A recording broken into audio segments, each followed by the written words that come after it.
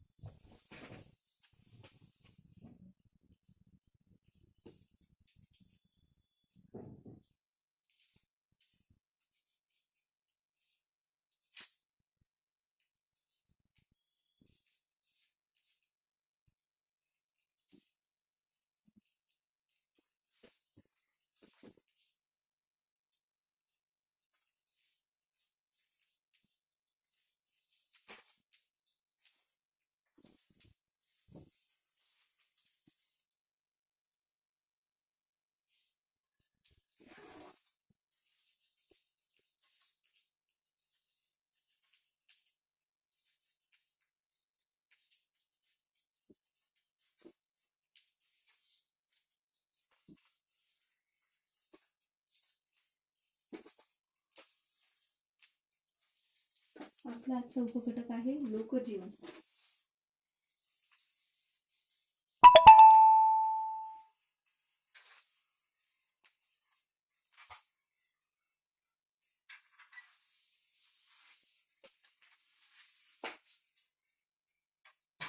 प्राचीन भारतामध्ये साहित्यातून तत्कालीन लोकजीवनाची आपल्याला माहिती मिळते.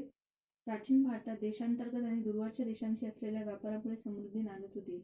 आपल्या देशातून बराचसा माल हा निर्यात होत होता आणि त्याच्यामुळे व्यापार हा समृद्ध होत होता. समाज विविध जातींमध्ये विभागला गेलेला होता.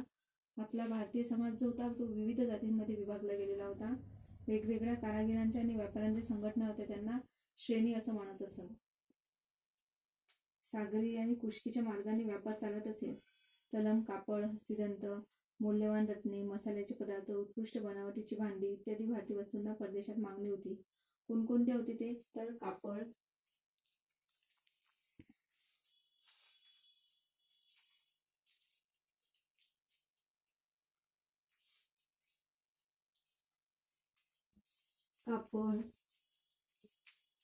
हस्तिदंत,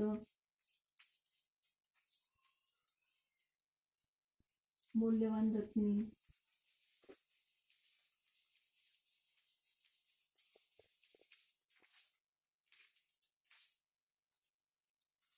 मसाल्याचे पदार्थ,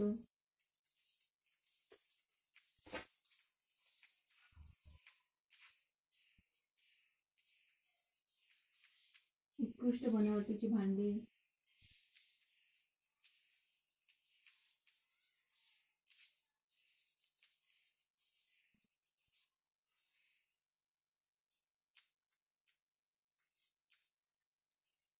इत्यादी वस्तूंना परदेशात खूप मागणी होती. कोणकोणते होते ते? तर कापड, हस्तिदंत, मौल्यवान रत्ने, मसाल्याचे पदार्थ, बनावटीची मातीची भांडी, हे सर्व वस्तूंना परदेशामध्ये खूप मागणी होती. तांदूळ, गहू, सातू, मसूर हे मुख्य पिके होती. मुख्य पिके कोणकोणती होती? तर तांदूळ,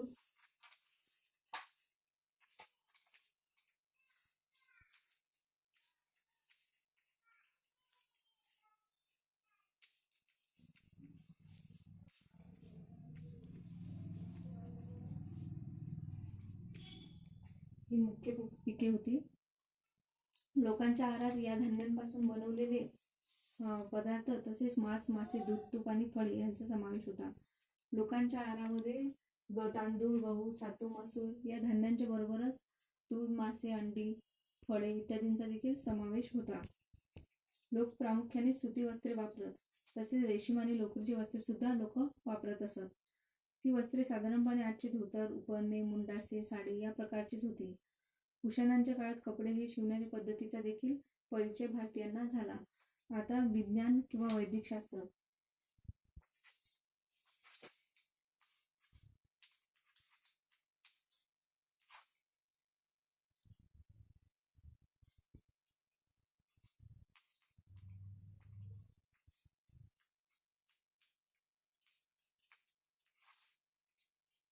वैदिक शास्त्र. भारतीय वैदिक शास्त्राला आयुर्वेद असे म्हटले आहे. तर आयुर्वेदाला खूप प्राचीन परंपरा आहे. याला भारतीय वैदिक शास्त्राला आयुर्वेद म्हटलेलं आहे आणि याला खूप प्राचीन म्हणजे खूप जुनी अशी परंपरा आहे. रोगांची लक्षणे, रोगांचे निदान, रोगांवरील उपचार या गोष्टींचा याच्यात विचार केलेला आहे. त्याबरोबरच रोग होऊ नये म्हणून काय करायला पाहिजे याचाही विचार त्याच्यामध्ये केलेला आहे. बिंबिसाराच्या दरबारात जीवक हा प्रसिद्ध वैद्य होता. कोण होता बिंबिसाराच्या दरबारात प्रसिद्ध वैदिक? तर जीवक हा प्रसिद्ध वैदिक होता. चरक संहिता या ग्रंथात वैद्यकीय चिकित्साशास्त्र आणि औषधशास्त्र यांची सविस्तर माहिती दिलेली आहे. चरक संहिता हा ग्रंथ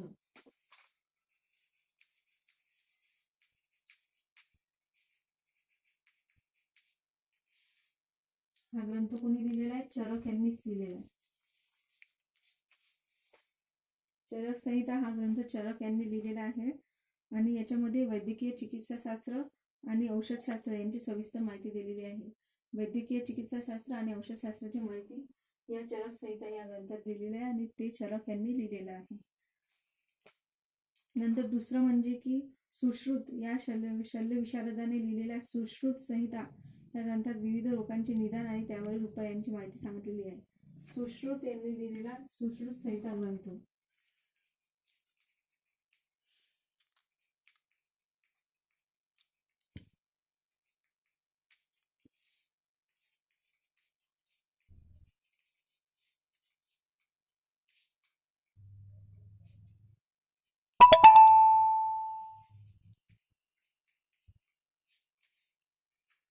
सुश्रुत संहिता हा ग्रंथ सुश्रुत यांनी लिहिलेला आहे.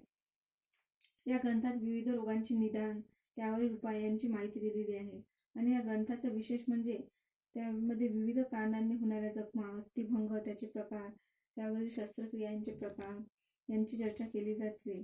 सुश्रुत संहिता जो ग्रंथ आहे तो अरबी भाषेमध्ये त्याचं भाषांतर झालेलं आहे. अरबी भाषेमध्ये भाषांतर.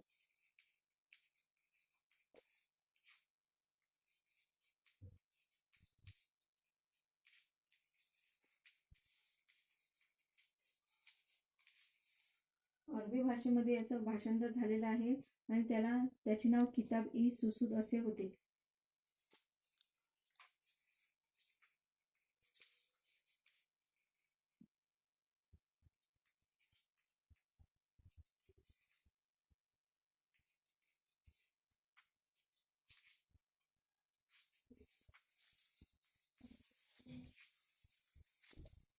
अरबी भाषेमध्ये या ग्रंथाचे भाषांतर झालेले आहे.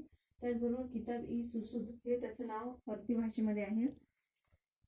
वाग्भटाने वैदिक शास्त्रावर अनेक ग्रंथ लिहिलेले आहेत. त्यातील अष्टांग संग्रह आणि अष्टांग हृदय संहिता हे प्रमुख आहेत.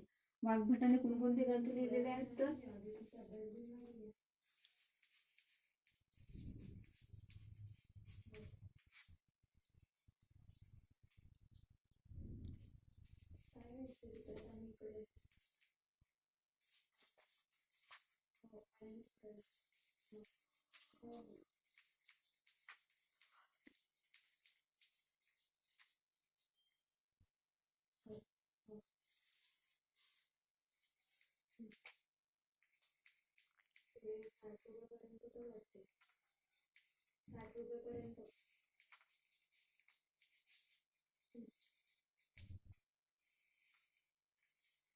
वाग्भटाने अष्टांग संग्रह आणि अष्टांग हृदय संहिता हे 2 ग्रंथ लिहिलेले आहेत.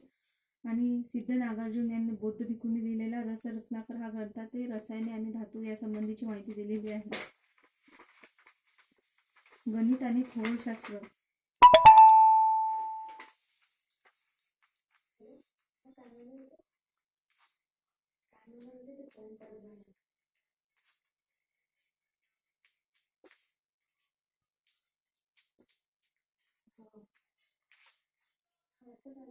आता गणित आणि खगोलशास्त्रामध्ये काय दिलेलं आहे? प्राचीन भारतीयांना गणित आणि खगोलशास्त्र या विषयांचा सखोल अभ्यास केला होता. प्राचीन भारतीयांनी कोणत्या विषयाचा अभ्यास केलेला होता? तर गणित आणि खगोलशास्त्राचा अभ्यास केलेला होता. आणि 1 ते 9 आणि 0 या संख्यांचा वापर भारतीयांनी प्रथम केला. एकम दहम या स्थानानुसार अंकाची किंमत बदलते हे प्राचीन भारतीयांना माहीत होते. तर आर्यभट नावाच्या शास्त्रज्ञांनी आर्यभट्टीय हा ग्रंथ लिहिलेला आहे.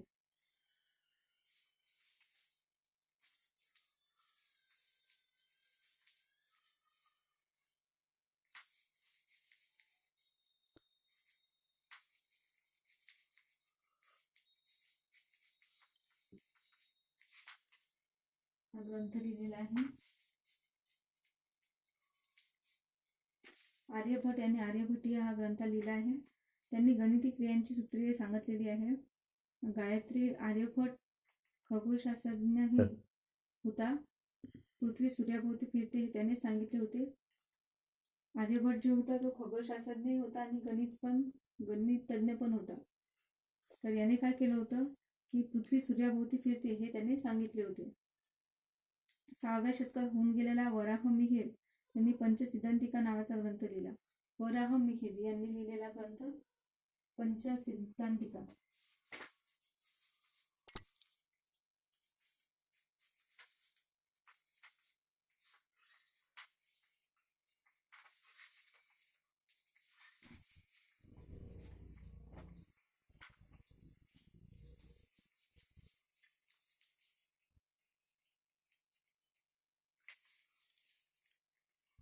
वराहमिहिर यांनी पंचसिद्धांतिका हा ग्रंथ लिहिलेला आहे.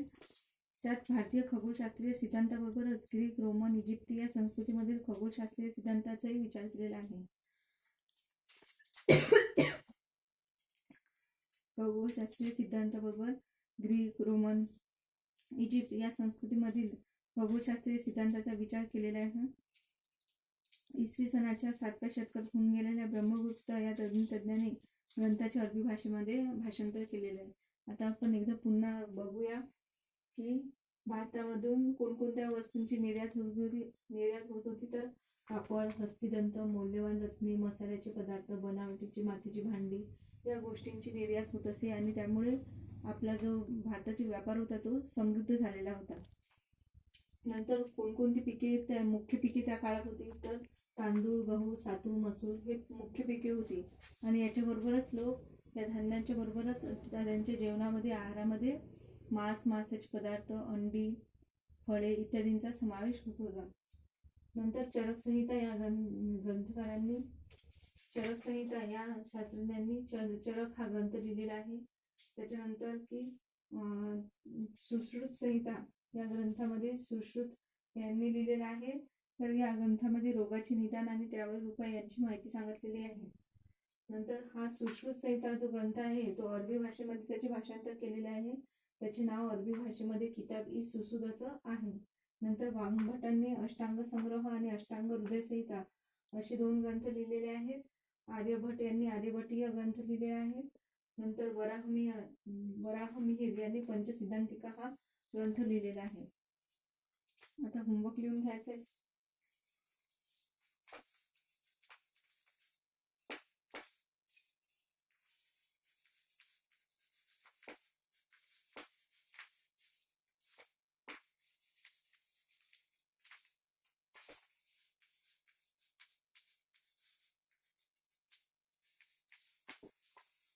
धन्यवाद.